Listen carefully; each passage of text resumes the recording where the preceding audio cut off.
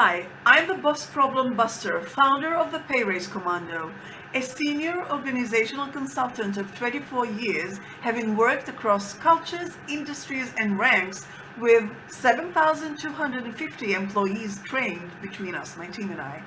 I'm also a social psychologist with a master's and a bachelor's degrees, both with honors.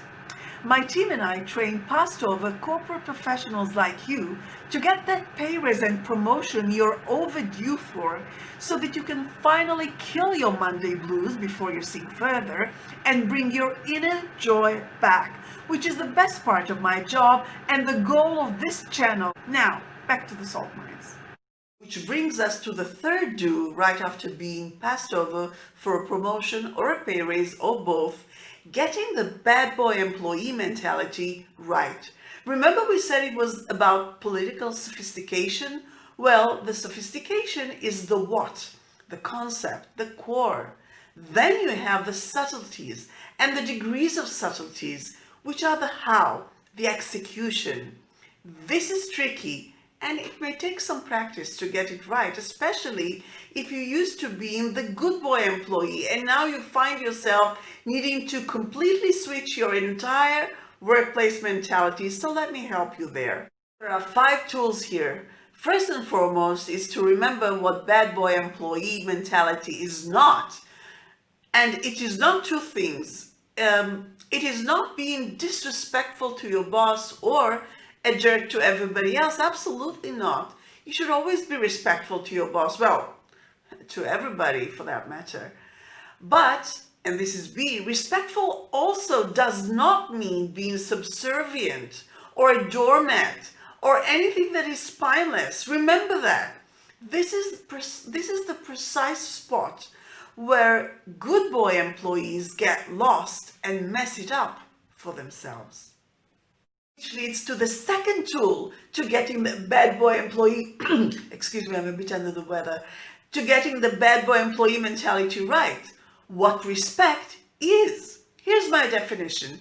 Tell me in the comments if you agree and if I left something out. Respect is addressing anyone, with an acknowledgement of him or her as humans, then acknowledging their title through the rights and privileges that go with it. So in the case of your boss, obviously he has the right to tell you what to do at the office, for example.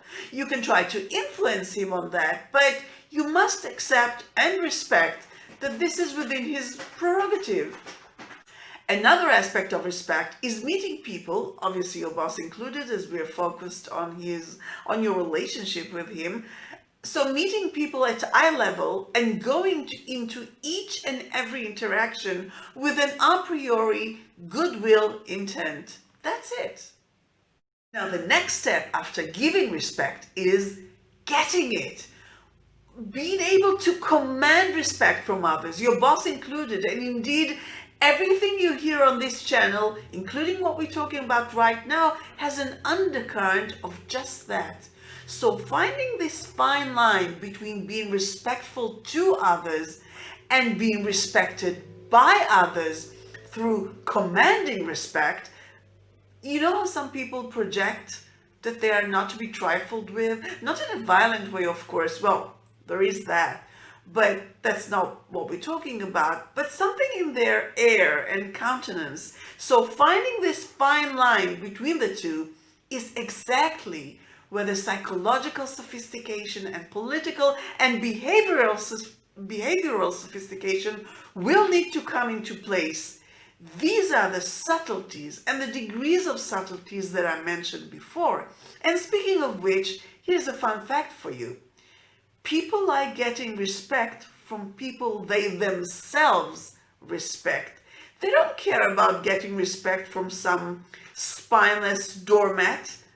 Of course that person gives them respect. That person does so to anybody who has a bit of a backbone. That's no big deal. However, getting respect from somebody who commands respect, respect themselves, whoa, now you're talking.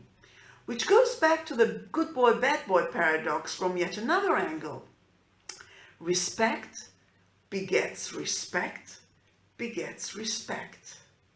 Spinelessness begets pity, and that's from the good-hearted people, whereas it evokes maliciousness in assholes. And by the way, even those good-hearted people, they may feel a need to protect the spineless person, but no respect even from them.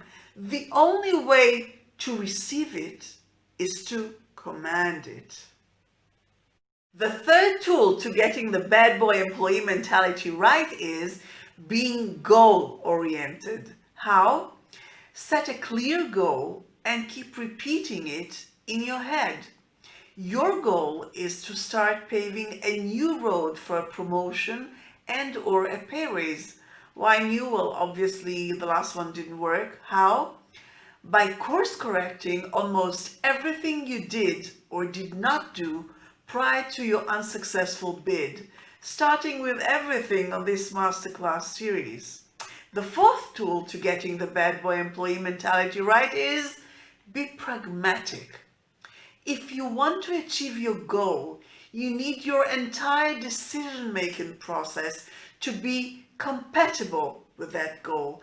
And since your goal is to make sure you are not passed over the next time around, this takes precedence over everything else at the workplace. So for example, if your colleagues are saying, hey, let's go to lunch, it'll be fun, but you have a deadline you want to meet, order in and eat at your desk or bring food from home.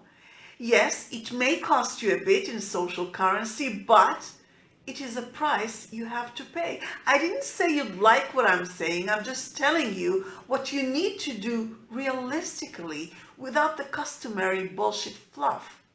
Maybe here's another example you may not like but must do. Maybe you would have preferred not to work with a certain colleague you don't really like on a specific assignment or project.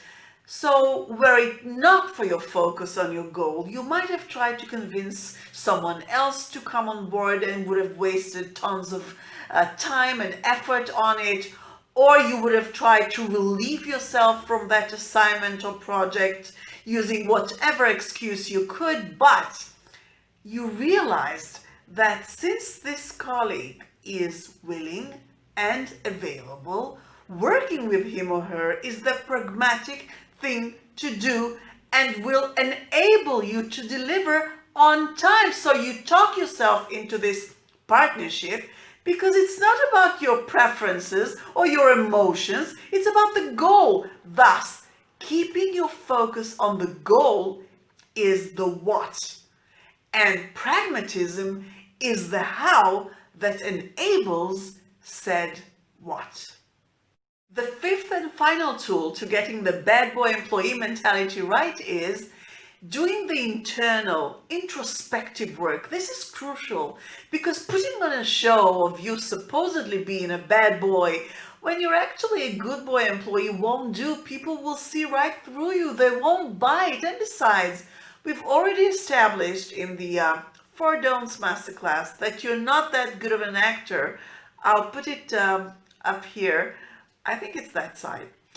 What you need is to be comfortable in your bad boy skin so that it will come off as natural and as organic as possible. Plus, you need to be confident for it to work. Otherwise, your boss will call your bluff.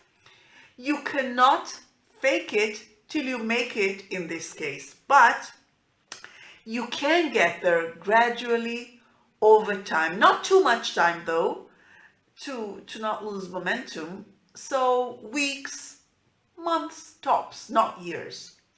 This is again the whole sophistication and subtlety I mentioned before. It's not about changing your spots as much as it is about making sure to show them who you really are, which is exactly why you need to do the internal introspective work before manifesting it to others.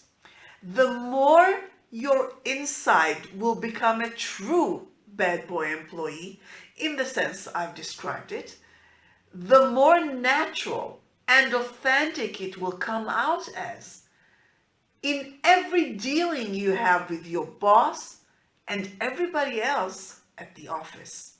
If you'd like the full transcript of this video and all the videos on this channel, see the link in the description. It's on our website, bossproblembuster.com, because it's too long to paste here, so not a trick to get you there. But if you do hop over, you'll find many practical reads and a forum where you can discreetly and anonymously ask us anything in regards to landing that promotion and pay raise, to which we reply very quickly.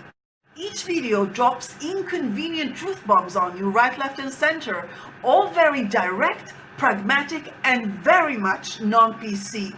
No fluff, no bullshit.